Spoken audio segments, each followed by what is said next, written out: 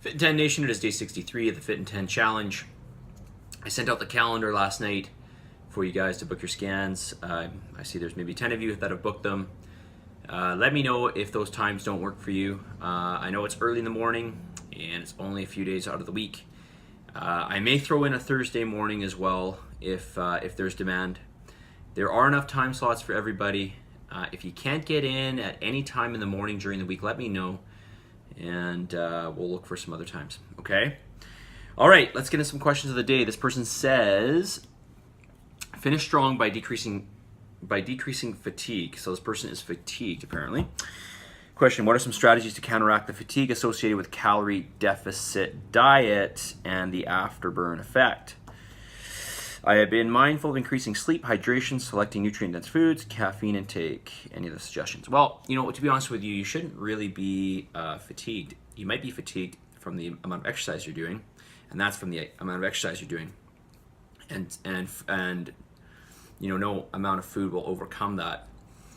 But the reality is when you're in a calorie deficit, so long as you've got fat reserves, you're not going to really notice it. You might be hungry, but you shouldn't be really fatigued. Now, you can get fatigued from exercising excessively, but you guys are not really exercising excessively. I would definitely not say it's excessive to be exercising 4.5 or 5 hours per week.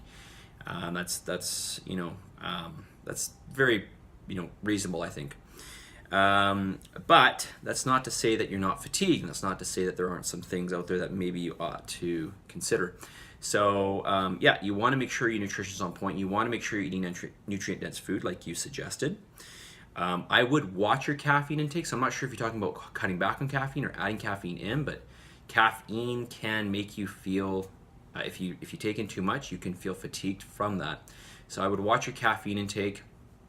I would do things to help revitalize your adrenals, i.e.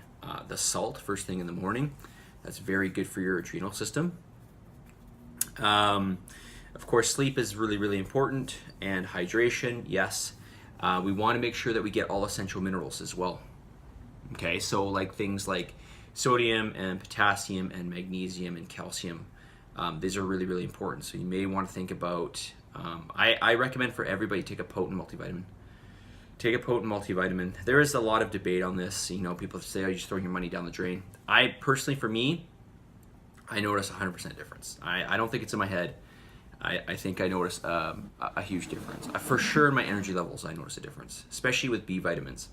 Even though I eat a lot of B vitamin-based food, I notice a huge difference. So I would highly recommend that as a first measure. If none of these things are if none of these other things are helping. And make sure you get 8 hours of sleep. Okay? Now, not everybody needs 8 hours of sleep. Some people get away with 7. Some people need 9. Try to make sure you get at least 8. If you're still sleepy, try to get a nap. There's some people that claim they do like 5 or 6. And I know there's somebody in this challenge that is barely sleeping at night. I don't know how you guys do it.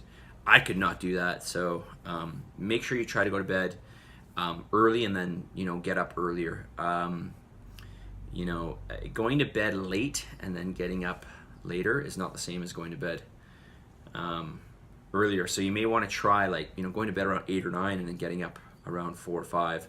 You might find that you're better rested from that. Okay, so I'm going to suggest that. I'm going to suggest a strong multivitamin mineral.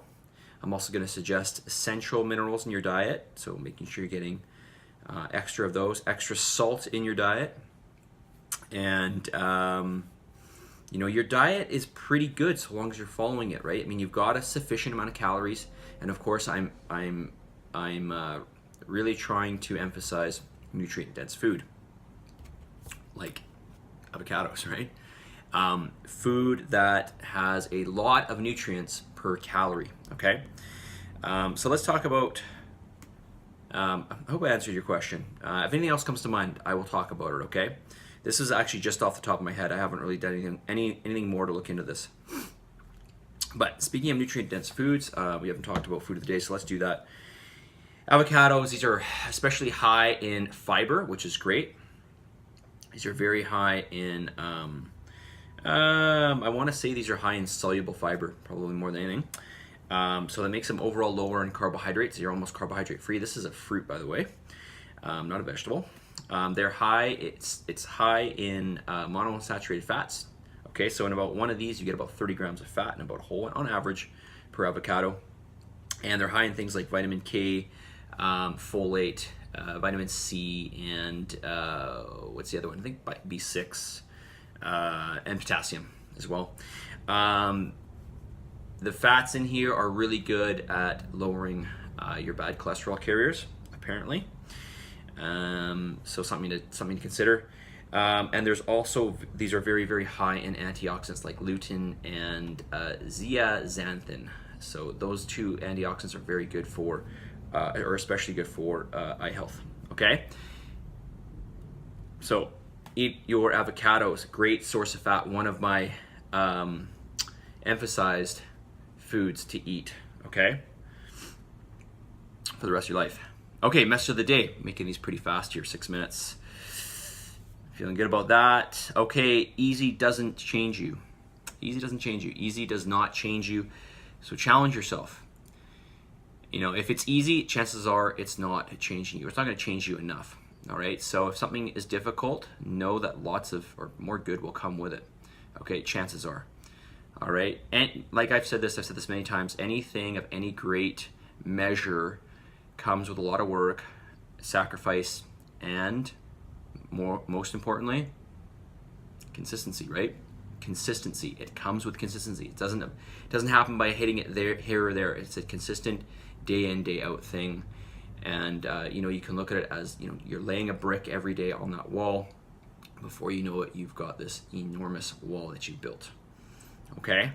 Just don't take those bricks down. Okay? So stay consistent enough, right? All right. That is, you know, more often than not, do what you're supposed to do. That is consistency. All right. Day 63, you guys. So we got 7 days left officially, plus a few bonus days. Depending on when you do your scan, you're going to have anywhere from 10 to 12 days left. Maybe you're going to do it on the weekend with me. There's one person that asked for that, so I'm going to do that for that person.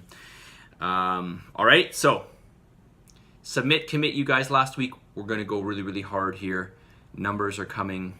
I'm going to send out your new numbers hopefully tomorrow, possibly tonight. We'll see. Okay? Obviously no later than Sunday, but I like to get them to you a day or two early. Okay? All right, so be on the lookout for that. And do your job, you guys. Submit, commit. We'll talk to y'all soon. Let's see, is this, no, see, this thing is turned off. So if I click it once, nothing happens. So I click it again.